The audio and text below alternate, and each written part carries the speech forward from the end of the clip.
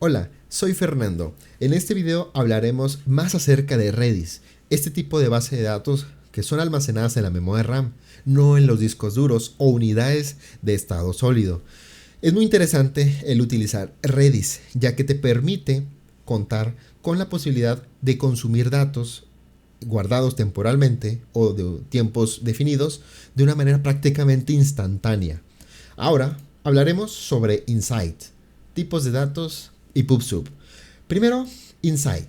Redis Insight es un software que te permite trabajar con Redis. Esto no es Redis, es una herramienta que te permite trabajar con Redis. Es, por ejemplo, Redis SQL, etc. Puedes utilizar estos software que te ayudan a conectarte a los servidores donde se esté trabajando con Redis, ya sea que estés utilizando Redis Cloud o que tú tengas un servidor donde estés gestionando en tu propio servidor Redis. Por ejemplo, si tú tienes una página web con WordPress, es un CMS el más utilizado el día de hoy, tú puedes instalar el plugin Redis, donde te permite cachear las consultas más utilizadas de WordPress y guardar temporalmente en Redis las respuestas de la base de datos MariaDB o MySQL. Y de hecho, el gestionar estos datos en Redis te permite aumentar mucho la velocidad. Redis Insights te ayuda a que visualmente veas las claves, los datos almacenados, que tú crees, visualices, tengas vistas previas y te conectes a los servidores. ¿Qué tipos de datos existen en Redis? Para mí, esto es lo más importante. Existen los strings, las cadenas. Las cadenas son datos donde prácticamente es el tipo de dato más simple de Redis, el cual puede almacenar cualquier tipo de datos como textos, números o binarios, es decir, archivos. Literalmente puedes almacenar el binario de una imagen, un audio, lo que tú quieras en memoria RAM. Y esto es interesante porque en lugar de tenerlo en el disco duro, si tienes algún binario de consumo express, puedes tenerlo en Redis. Hay sentencias en la ejecución de Redis, por ejemplo ZADD es para las cadenas. Aquí vemos en la derecha una imagen de prueba de cómo Redis almacena los strings. Lo estamos visualizando con el Redis Insight. Dentro del string puedes visualizar el tamaño, el tamaño tanto de almacenamiento como el tamaño de cantidad de caracteres, el TTL, el cual es el tiempo que va a expirar esa clave. También existen los hashes. Los hashes, el hash es para guardar múltiples campos y valores dentro de una sola clave, similar a un dic, a un diccionario o a un objeto. De hecho, los hashes son más utilizados cuando utilizas Redis por primera vez, ya que la estructura de un hash es como si fuera el equivalente a una fila o a una tabla con columnas dinámicas, en donde cada hash, por así decirlo, es una fila y dentro del hash puedes almacenar de manera dinámica las filas. En este caso, la fila es el field, el value es el valor y el TTL es la expiración. Aquí tienes más control granular, porque dentro de cada elemento puedes especificar cuánto va a durar cada elemento dentro del hash.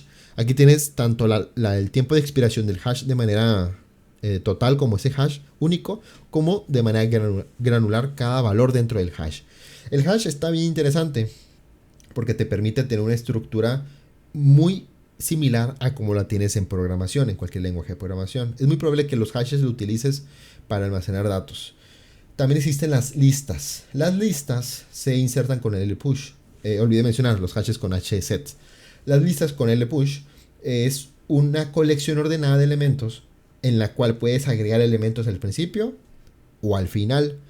Y aquí está bien interesante porque puedes hacer el lpush o el rpush tanto al inicio o al final. Es como si tuvieras una cadena en donde puedes ir agregándole datos al inicio de la cadena o al final, y tú puedes hacer estrategias. Por ejemplo, en una lista puede servir como una fila de espera o una cola, en donde los elementos nuevos se vayan agregando al final de la cola y vayas quitando elementos al inicio de la cola y obligar a que se cumpla ese orden. Es muy interesante el uso de las listas, es muy importante utilizarlas. También existen los sets, los conjuntos. Son colecciones no ordenadas de elementos únicos. No se permiten duplicados. Esto es muy interesante porque si, por ejemplo, tú haces inserciones con el comando SADDD, donde tienes el nombre del conjunto, por ejemplo, mi conjunto, e insertas datos, Aquí el orden no importa, aquí lo que importa es que no se repitan.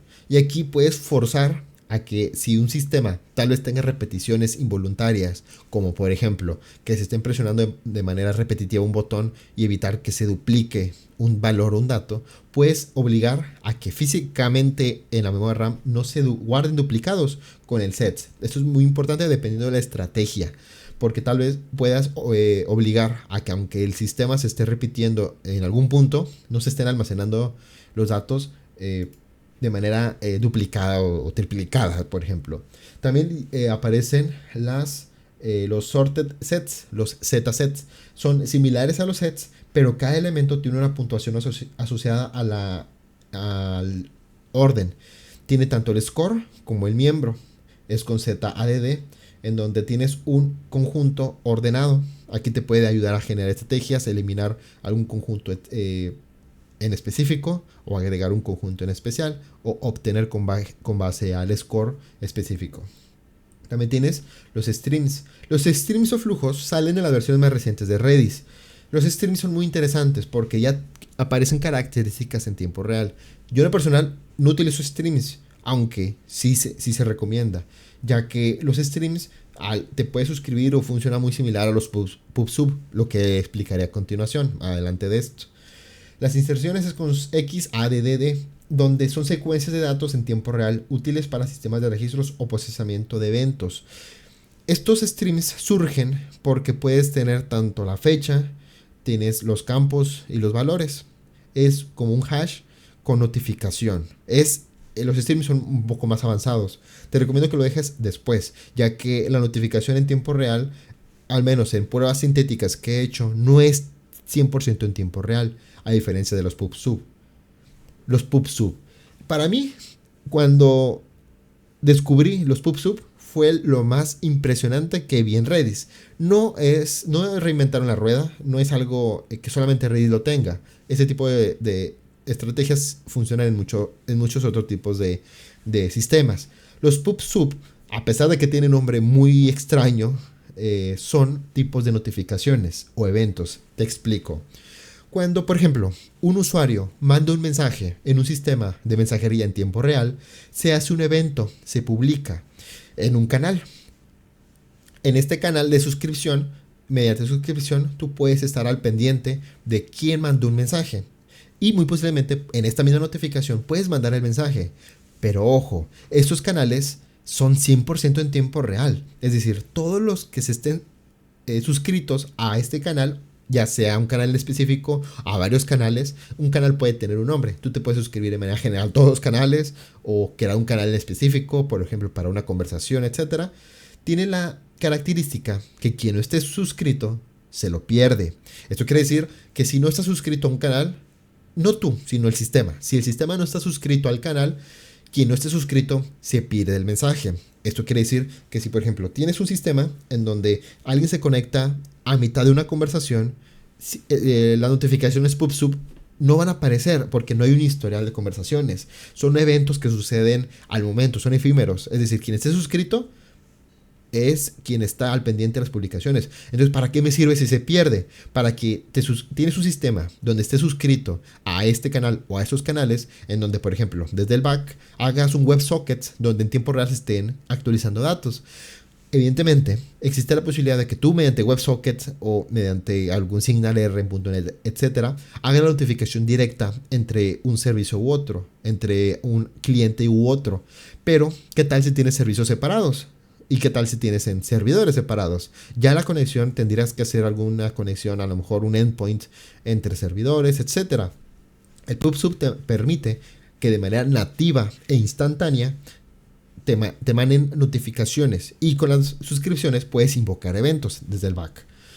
Para dejarlo un poquito más claro, puedes comenzar con una suscripción. Con el subscribe, el sistema o el servicio puede suscribirse a un canal, puede ser ninguno, puede ser uno o muchos canales. Un canal depende del nombre del canal.